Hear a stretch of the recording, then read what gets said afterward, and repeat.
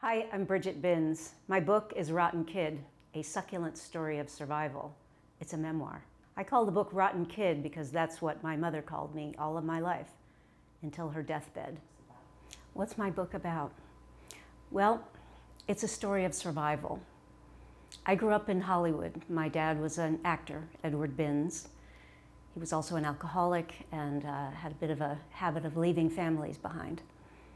My mother was a flamboyant, glamorous woman who had a decades-long affair with a prominent California politician who was also my godfather. But it's about survival. It's about fighting to be the person you can be instead of the person that my mother thought I was. I came to write this memoir because I needed to process the things that had happened without ever being a victim. It was terribly important to me not to be a victim. And as you look back on these things, there's really nothing else to do but laugh, because if you don't, you're going to be crying. I'm going to read you a short segment from my memoir, Rottenkid. Upstairs on the covered porch that wraps the sprawling Spanish ranch house, a screen door squeaks open. A tall, slim, tousle-haired woman emerges from the bedroom, her filmy white negligee fluttering in the California breeze. Toting a steely-eyed glare and a .22 rifle, she shades her eyes against the sun and the glittering Pacific for a moment to better locate the screeching blue jay that had disturbed her noonday slumber. She lifts the gun to her shoulder, takes careful aim, and blows it to smithereens. The poor blue jay flutters down and hits the dirt. Dead. His feathers are the same blue as the ocean. The screen door slams. My mother has gone back to bed. In the scrubby courtyard below, I am one of a bunch of kids surrounding Uncle Clinty Hollister, one of the famed family of early white California settlers and landowners for whom the town of Hollister is named. Uncle Clinty fries a few of the gleaming trout we'd helped him catch early that morning, marveling as he pulled one flapping and wiggling from a creek nearby. I steal a glance at the upturned faces around the fire pit, curious to see if this captive audience has found my mother's performance bizarre or cool. I need a cue for my own reaction, desperate to feel something other than the urge to run far, far away as quickly as possible. At age 11, I don't yet know the meaning of the word eccentric.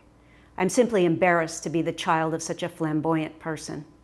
I have long had trouble parsing some of the events that peppered my privileged childhood.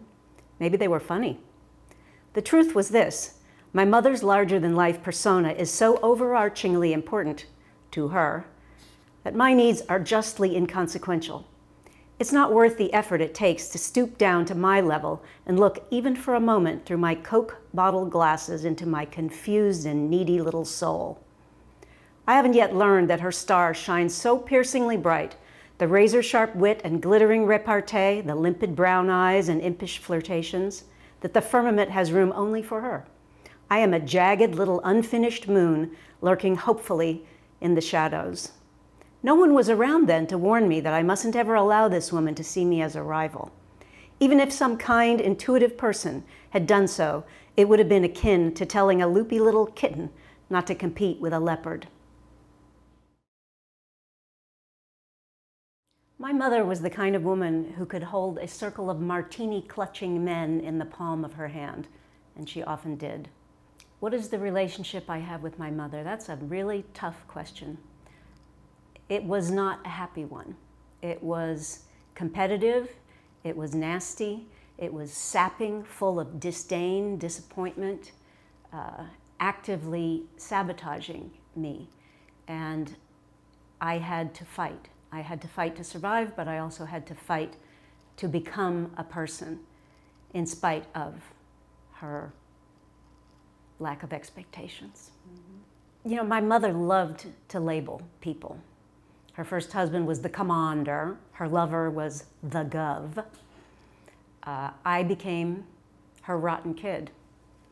And she told that to me and to everybody else. I was known as the rotten kid until her deathbed. It took me a long time to figure out that my childhood was not normal. I didn't know what other people's parents did. Like one time when they left me to go standby when they went first class, and I sat in the airport at the age of 12 and read A Wrinkle in Time twice, and I saw other kids getting on the plane with their parents. I thought, oh, wait a second, my life isn't really normal, is it? When I was working on Wall Street in my 20s, because I got as far away from Los Angeles as I thought I could get at that point, I ended up marrying an Englishman and moving to England. And that kind of pissed off my mother a little bit, but it was fantastic for me and allowed me to go to cooking school. It allowed me to have a life independent of her, but she was always there. She was always on my shoulder, and seeing the class divisions in England made me recognize who she was. She was the upper class, always. I tried to reconcile with my mother before she died. She started to go downhill, and I helped her. I went and stayed with her in my childhood bedroom for 3 months, which was basically agony. But I filled up her freezer, and she never knew who I was. She didn't. Even at the end, she didn't know who I was. And on her deathbed, she was talking on the phone to her college boyfriend, and she said, you know what? My rotten kid turned out to be not so rotten after all. And she goes, oh shit, she's standing right there.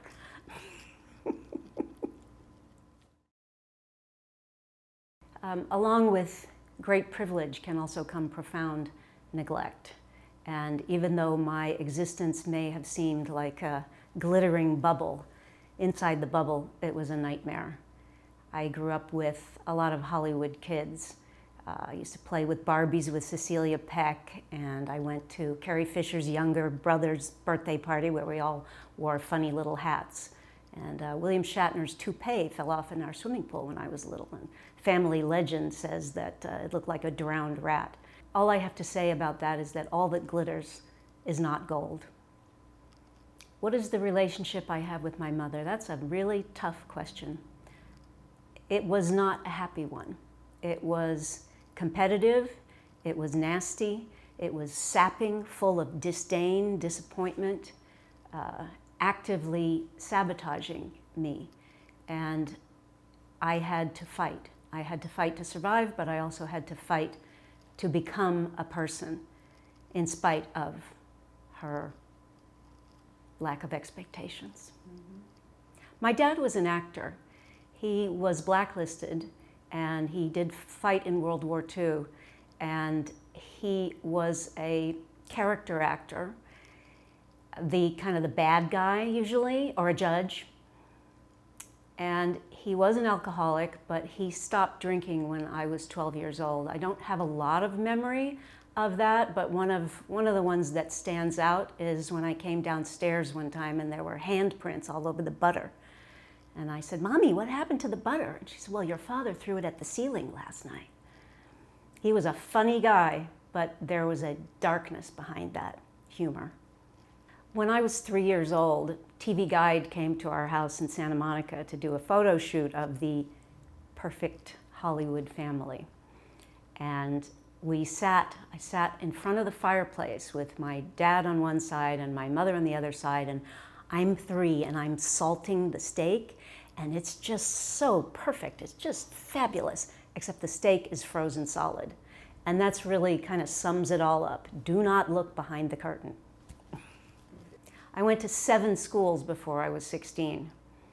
And when my dad left, 3 of those were boarding schools. When my dad left, my mother wanted to really get serious about her affair with the politician who shall go unnamed until you buy the book. She was constantly trying to ship me off so that I'd be out of the way. And I even have a tape of her saying, it'll be so much easier with Brigit gone. I was not an easy teenager. I don't think there are too many that are easy, but I took the cake, I would say, because I was so busy rebelling against her that I ended up rebelling against everything. I was in juvenile hall, I was sent to a kind of a reform school for Hollywood mess-ups, and I made some bad decisions. But at boarding school out in Arizona, we kind of had to raise ourselves. There weren't any adults there. And that's why I stay in such incredibly close touch with those people from God knows how many decades ago. What I hope that readers take away from my book is that it's not your fault. The things that go wrong in your life may be your parents' fault. It's possible, because you don't have to get a degree to be a parent. So hopefully we find that we can move on, we can be the person that we want to be and leave behind expectations and soar.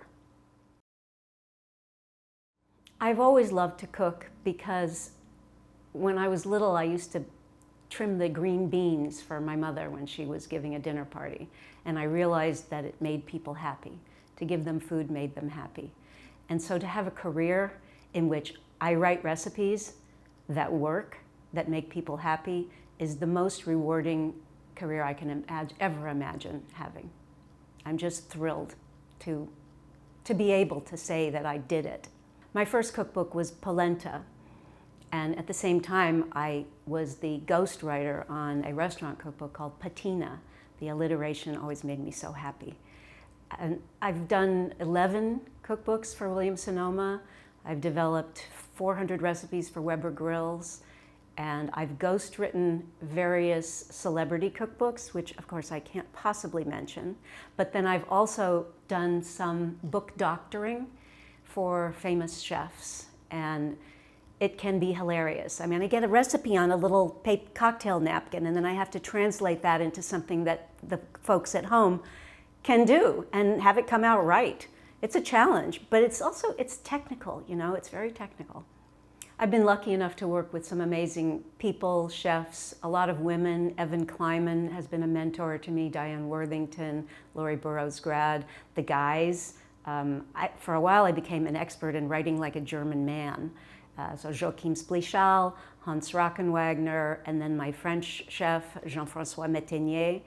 And these are all people who have stayed in my life. Meathead, fabulous Chicago barbecue whisperer, who I still work with and has been so supportive of me. I'm very, very lucky to have these people in my life.